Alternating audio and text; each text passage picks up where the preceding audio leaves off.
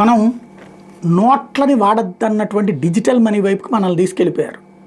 ఏటీఎంలు తీస్తున్నాం, ఏటీఎంలు కూడా ఎక్కువ వాడద్దని, నెలకి 5కి మించి వాడద్దన్నారు.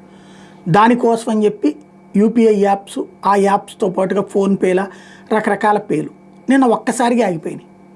దేశవ్యాప్తంగా చాలా చోట్ల ట్రబుల్ వచ్చినాయి, రాష్ట్రంలో కూడా చాలా చోట్ల ట్రబుల్ వచ్చింది.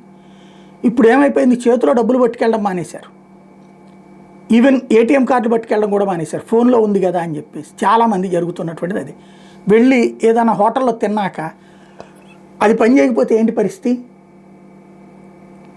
ఏదైనా కొన్నాక అది పని చేయకపోతే ఏంటి పరిస్థితి.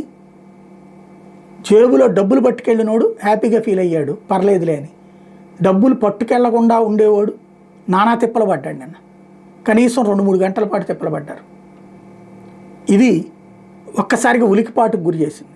అంటే రాబోయేటటువంటి రోజుల్లో దీనికి ప్రత్యామ్నాయం ఆలోచించాల్సిన అవసరం ఉంది. ఎందుకంటే దీనికే అలవాటు పడిన తర్వాత ఇప్పుడు ప్రత్యర్థులు, శత్రువులు కనుక ఇట్లాంటి వాటిని టార్గెట్ చేస్తే ఏమైపోతారు.